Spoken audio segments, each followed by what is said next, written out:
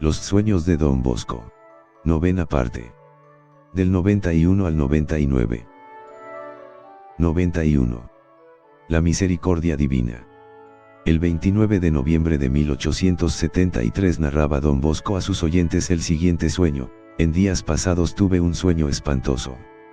Me fui a acostar pensando en quién era ese personaje que en el sueño anterior iluminó con una linterna la frente de los que están llenos de manchas en el alma. Preocupado por esta idea me quedé dormido. Primera parte.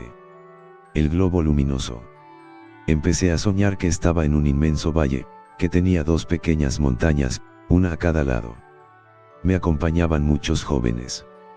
De pronto, apareció en el oriente un sol 30 veces más brillante que nuestro sol de mediodía, y su luz era tan fuerte que teníamos que estarnos con la cabeza y los ojos en dirección hacia el suelo para no quedar encandilados.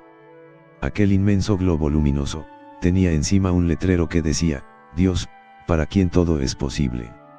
Muchos jóvenes, al sentir que si miraban aquel globo luminoso se les podían quemar las pupilas de los ojos, se postraron por tierra y empezaron a decir: invoquemos la misericordia de Dios. Yo también me postré por tierra, con el rostro en el suelo, y decía como ellos: imploro la misericordia de Dios. Y noté que algunos orgullosos se quedaron de pie, mirando hacia el globo luminoso como desafiando la majestad de Dios, y el rostro se les volvió negro como el carbón. Y del globo luminoso salieron unos rayos que los dejaron fulminados y paralizados, por no querer implorar como los demás la misericordia de Dios. Y vi con tristeza que son muchos los que no imploran la misericordia de nuestro Señor. Segunda parte. El monstruo. Luego vi aparecer por el extremo del valle un monstruo, el más feo y deformado animal que en la tierra se haya podido ver. Y se acercaba cada vez más y más a nosotros. Todos estábamos llenos de terror. Y en ese momento el globo luminoso se colocó en medio entre el monstruo y nosotros, para impedirle que nos hiciera daño. Y se oyó por los cielos aquella frase de la Sagrada Escritura: no puede haber entendimiento entre Cristo y Satanás, entre el Hijo de la Luz y los hijos de las tinieblas. 2 Corintios 6:15. Al oír estas palabras me desperté. Yo me sentía muy consolado al ver cuán grande es el número de mis discípulos que imploran la misericordia de Dios, pero sentí también una profunda tristeza al constatar que son muchos los orgullos y duros de corazón que no suplican la misericordia a nuestro Señor, y que resisten a las llamadas que les hace la gracia de Dios para que mejoren su comportamiento, y siguen con el alma muerta por el pecado y con el espíritu paralizado por sus maldades. Ya he avisado a algunos para que no abusen de la misericordia de Dios, y para que no sean motivo de escándalo y mal ejemplo para los demás. Y es necesario que todos recordemos la frase que se oyó en el sueño: no puede haber entendimiento entre Cristo y Satanás, entre los hijos de la luz y los hijos de las tinieblas. Nada de colaboración con los malos, si queremos que el monstruo que es el pecado, no nos destroce. Y no olvidemos aquello que decía el apóstol Santiago: Dios resiste y rechaza a los orgullos, pero a los humildes les da su gracia y protección. Nota: puede ser este un mensaje del cielo para recomendar que imploremos mucho la misericordia de Dios, y que para vernos libres de ese monstruo que es el pecado, roguemos mucho a la divina misericordia del Señor que nos proteja. 92. Anuncio de una próxima muerte.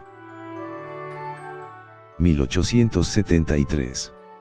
Soñé que un personaje misterioso me llevaba a pasear por los dormitorios, y que con una lámpara que llevaba en sus manos, iba iluminando la frente de los alumnos que dormían, y daba a conocer el estado en que tenían su alma.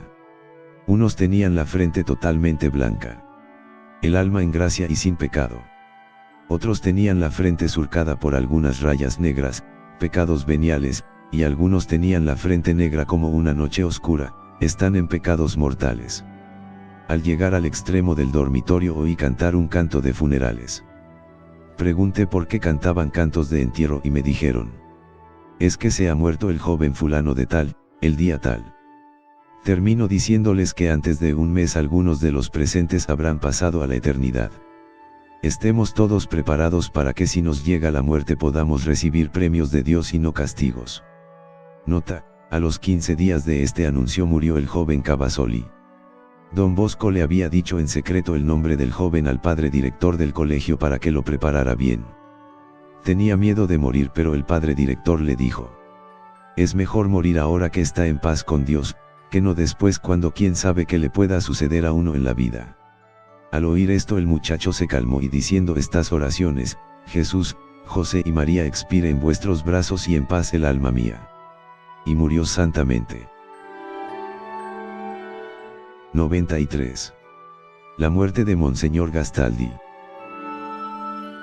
1873. Soñé que llegaba al palacio del señor arzobispo Gastaldi, y que estaba cayendo un enorme aguacero. En ese momento Monseñor salía del palacio revestido con los ornamentos pontificiales de celebrar la Santa Misa. Yo me le acerqué y le dije que por favor no saliera todavía a la calle, porque estaba lloviendo muy fuerte y que se le dañarían las vestiduras. Él se volvió hacia mí y de manera muy autoritaria me dijo: zapatero a sus zapatos. Métase usted en sus asuntos, que yo me meto en los míos. Yo me le acerqué otra vez y le rogué que no saliera a la calle todavía porque el aguacero arreciaba y le podía hacer mal. Pero él me respondió bruscamente: usted no es el encargado de darme consejos a mí. Váyase a sus asuntos y deje que yo me encargue de los míos. Y me apartó de su lado y salió a la calle. Pero tropezó entre tanto barro y se resbaló y cayó entre un charco, y sus ornamentos se dañaron mucho. Yo le volví a rogar que velara por su dignidad, que no siguiera por la calle en medio de tan gran aguacero. Y hasta por 5 veces le rogué, pero todo fue inútil. No valieron ruegos ni súplicas. Cayó por segunda vez y cayó por tercera vez y sus ornamentos se llenaban más y más de barro y de mugre. Y a la cuarta vez que cayó ya no fue capaz de levantarse y sucumbió, y murió. Nota: Monseñor Gastaldi, por informaciones mentirosas que le dieron contra Don Bosco, lo trató muy bruscamente y lo hizo sufrir enormemente. El santo trató varias veces de obtener que corrigiera su modo tan áspero de proceder, pero no lo consiguió. Con este sueño supo que se aproximaba la muerte de Monseñor. Poco después murió de repente, de un derrame cerebral. 94. La guerra carlista en España. 1874. Soñé que estaba en España y que había una gran guerra civil, y que estallaban muchos cañonazos en una feroz batalla entre los republicanos y los carlistas. Nota: en España hubo por aquellos tiempos una guerra civil entre los republicanos y los seguidores del rey Carlos. La guerra duró 4 años. Don Bosco deseaba que la victoria fuera del rey Carlos porque éste era muy católico. Pero cuando le preguntaron si Carlos ganaría, respondió: si Dios le envía alguna ayuda especialísima, sí triunfará. Pero por solos medios humanos es casi imposible que consiga la victoria. Y así sucedió.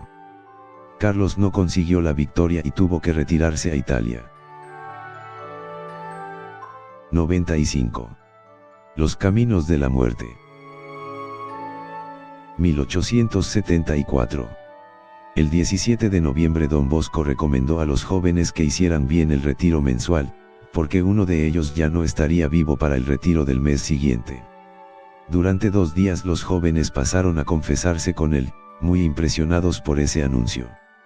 El 19 de noviembre el padre Bertou, su secretario, le preguntó al santo cómo lograba saber cuándo iban a morir sus alumnos, para avisarlo con tanta precisión.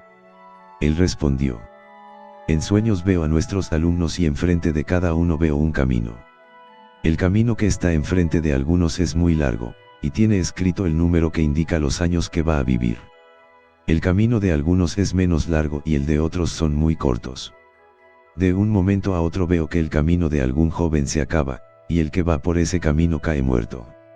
Veo que el camino de algunos está lleno de trampas de los enemigos de la salvación, y que el camino de muchos es más corto de los que se imagina la gente. Últimamente vi que delante de un joven ya no había camino, y que enfrente de él estaba escrito el número de este año en que estamos. Por eso les avisé que antes de 40 días, uno de los nuestros ya no estará vivo en la tierra, porque eso es lo que falta para que termine este año. Observación: cada uno de nosotros debería pensar qué tan largo será el camino que tiene enfrente. Y decir las palabras del Salmo 90, Señor, ayúdanos a calcular nuestros años para que adquiramos un corazón prudente.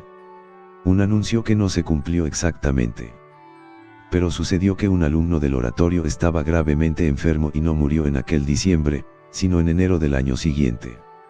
Los jóvenes preguntaron a don Bosco por qué en esta ocasión su anuncio no se había cumplido exactamente, y él les respondió: es que este joven no quiso confesarse en todo diciembre. Y rezamos a Dios para que le diera un plazo más. Y al fin se confesó conmigo y pudo morir tranquilamente y perdonado. Pero eso sucedió ya en enero. Se retardó la muerte anunciada para que se consiguiera su conversión. 96. Vocaciones tardías, vocaciones de mayores. 1985. A principios de 1875 don Bosco, viendo que la escasez de vocaciones para el sacerdocio era muy grande, estaba interesado en aceptar a hombres ya mayores de edad, deseosos de ser sacerdotes y fervorosos. Pidió a Dios que le iluminara, y la respuesta fue este sueño que él narró al principio de este mismo año, mientras me preguntaba: ¿quién sabe cuántos de nuestros jovencitos llegarán al sacerdocio? Escuché una voz que me decía: observa las listas de los estudiantes y compare. Me dediqué a observar en las listas de los estudiantes y llegué a la conclusión, que de cada 100 jovencitos que empezaron a estudiar con deseos de ser sacerdotes, solo 15 llegaron al sacerdocio.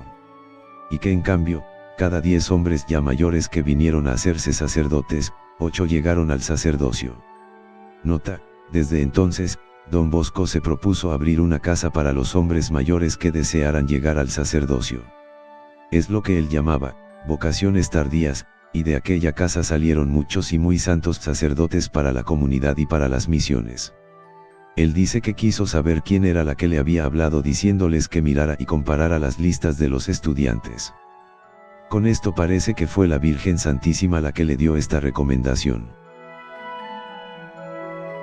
97. Un árbol prodigioso. El 15 de marzo de 1875, tuvo el santo en Roma un sueño que narró el 16 de la siguiente manera: anoche soñé que me encontraba en un jardín junto a un árbol con unas frutas tan grandes que me admiraban. El árbol tenía 3 clases de frutas: higos, duraznos y peras. De pronto se levantó un viento impetuoso y empezó a caer sobre mí una granizada mezclada con piedras, y una voz me dijo: deprisa, deprisa, recoja la fruta. Busqué un canasto pero era muy pequeño. Y la voz me dijo: busque otro que sea más grande. Busqué otro canasto más grande pero se llenó con muy pocas frutas, y la voz me mandó que buscara otro todavía mayor. Y añadió: aprisa, aprisa, porque el granizo puede destrozar todo. Me puse a recoger frutas, pero tuve una amarga sorpresa al notar que algunos higos que eran muy grandes tenían el defecto de que estaban podridos por un lado. La voz me siguió diciendo: deprisa, pero escoja bien. Me puse a escoger bien y eché la fruta en 3 canastos, en uno los higos, en otro los duraznos y en otro las peras. Qué hermosas y grandes eran aquellas frutas. Y la voz me habló de nuevo diciendo: los higos son para el señor obispo, las peras son para ti y los duraznos son para las misiones. Y dicho esto, la voz desconocida empezó a gritar: ánimo, bravo, muy bien. Y yo me desperté. Este sueño se me quedó sumamente grabado en la mente, y no he podido apartarlo de mi recuerdo. Don Bosco entendió que se le animaba a emprender lo más pronto la obra de las vocaciones para hombres mayores, y que era necesario proceder rápidamente, antes de que las contrariedades acabaran con esas vocaciones. La granizada eran las dificultades y oposiciones que el santo iba a tener por esta obra, que no fueron pocas. Lo del canasto más grande, era un aviso de que había que conseguir para estas vocaciones una casa más grande de la que al principio había pensado conseguirlas. Las frutas grandes pero podridas por un lado, eran personas con apariencia de buena gente pero que tenían algún grave defecto, y que era necesario apartarlas del grupo de las vocaciones, porque su presencia podría hacer mucho mal. Las 3 clases de frutas, fueron los 3 grupos de vocaciones que nuestro santo consiguió, unos para los obispos en las parroquias, otros para ir de misioneros a América y a otros países, y los terceros para ayudar a don Bosco en su obra central. 98. El caballo misterioso. El 4 de mayo de 1875, ante el alumnado en pleno, nuestro padre le habló así: la noche del 25 de abril me fui a acostar, pensando que les debería decir a los jóvenes que van a hacer los retiros espirituales. Y apenas me dormí empecé a soñar. Y me pareció encontrarme en una gran llanura, y oí que mis antiguos amigos Busetti y Gastini me decían: Don Bosco, suba a ese caballo que se le presenta. Y apareció un caballo brioso y hermosísimo que tenía el pelo muy brillante. Yo subí al caballo. Qué alto me pareció entonces aquel animal. Me parecía estar sobre un elevado pedestal desde el cual contemplaba todo el inmenso valle.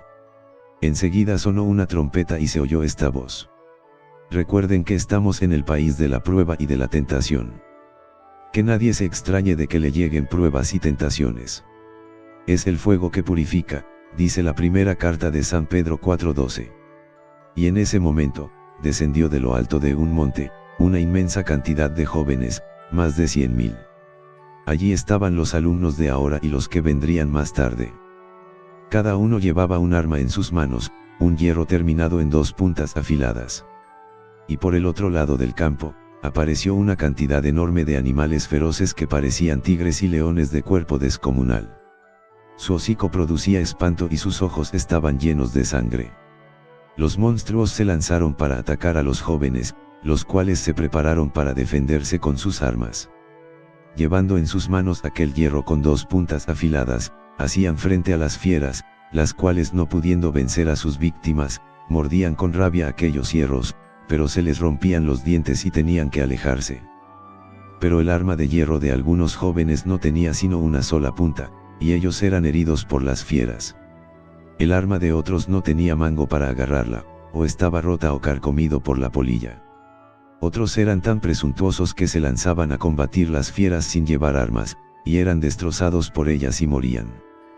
Pero los que llevaban el arma de hierro con 2 puntas bien afiladas, y con el mango bien fuerte eran muchos, muchos. Y una voz me dijo: el arma de 2 puntas significa confesión y comunión. En una punta del arma estaba escrito confesión y en la otra, comunión. Y la voz añadió: mango roto o carcomido significa confesiones y comuniones mal hechas. Mientras tanto, mi caballo se veía rodeado de enorme cantidad de serpientes, pero él saltaba y lanzaba cacs a derecha e izquierda, y las aplastaba o las alejaba y se elevaba cada vez más en corpulencia.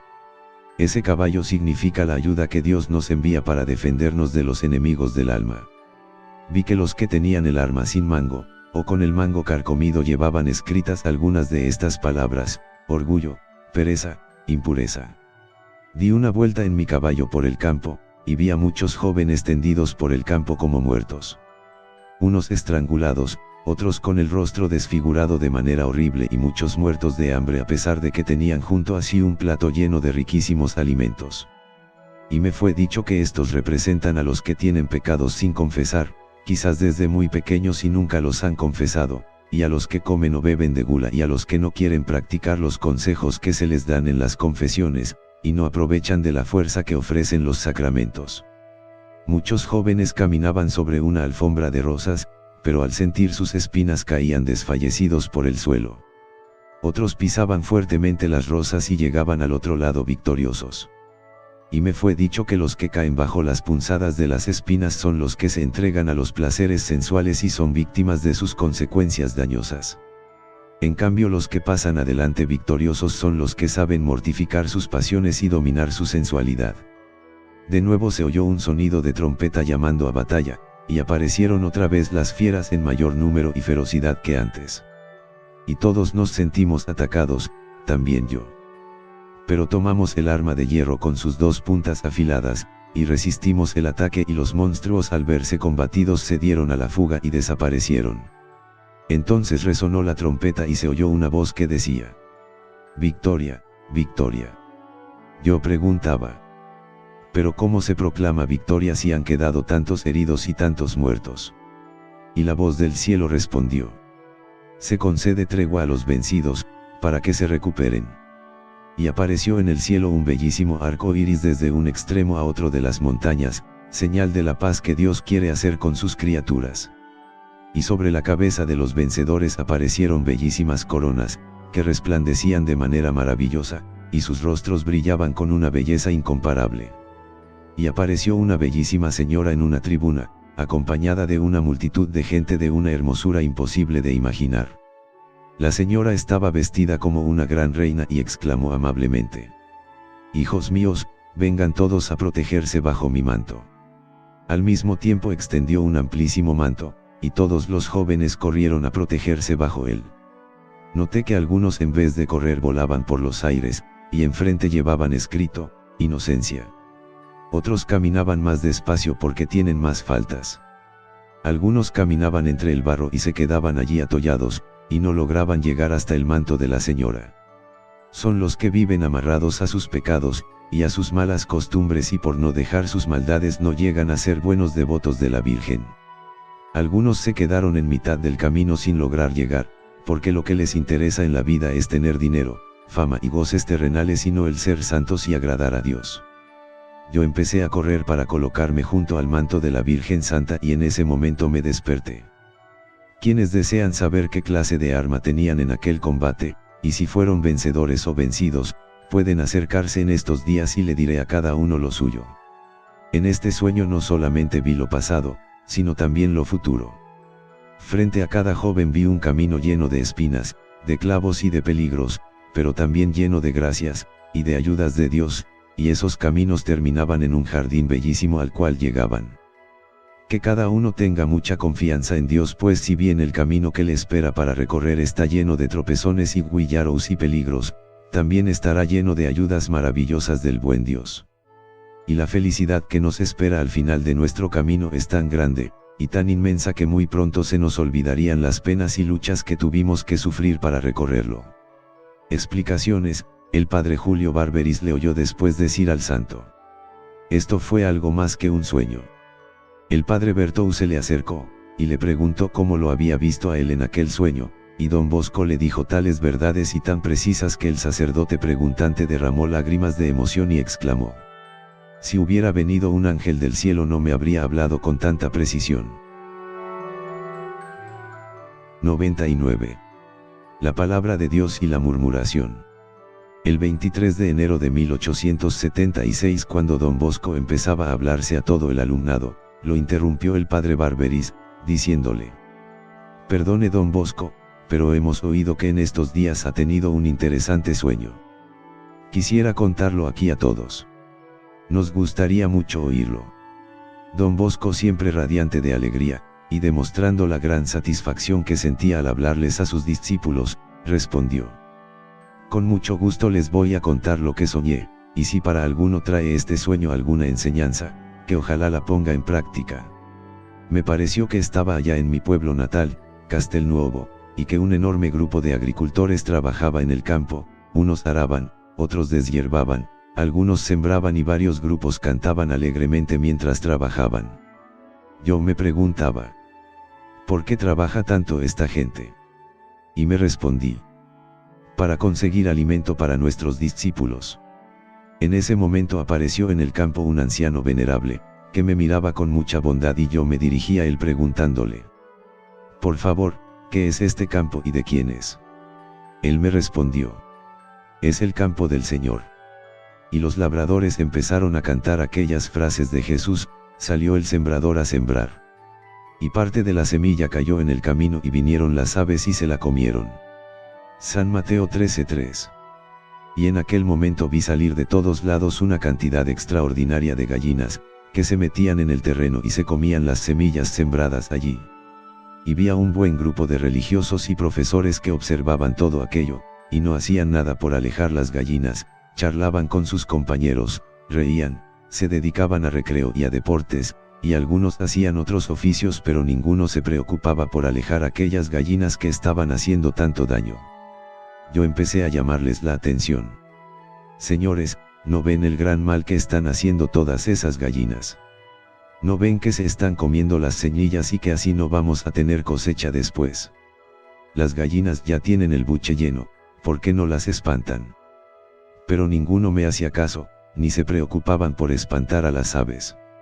Entonces yo empecé a palmotear y a tratar de espantar las gallinas para que se alejaran, y entonces uno que otro de esos religiosos y profesores empezaron a espantarlas también. Pero yo me decía, ahora sí las espantan, pero ya es tarde. Ya se comieron las semillas. Y oí que una voz del cielo repetía aquellas palabras del profeta. Son perros mudos, que no ladran cuando llegan los ladrones. Yo me dirigí al amable anciano y le pedí que me explicara qué significaba todo esto, y él me dijo: el campo son los corazones de las personas, donde cae la palabra de Dios. Las gallinas que se comen la semilla y no la dejan nacer, son las murmuraciones y las críticas, que acaban con el buen fruto que esa palabra iba a producir en las almas. Así, por ejemplo, alguno predica o da una conferencia o lee a los demás una página de un buen libro.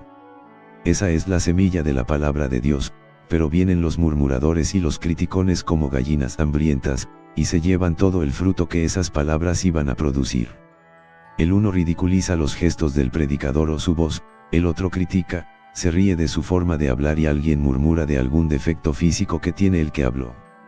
Y así el fruto del sermón o de la conferencia o charla desaparece. Se hace la lectura de una página de un buen libro, y los murmuradores empiezan a criticar eso que leyó, y la lectura queda sin producir fruto.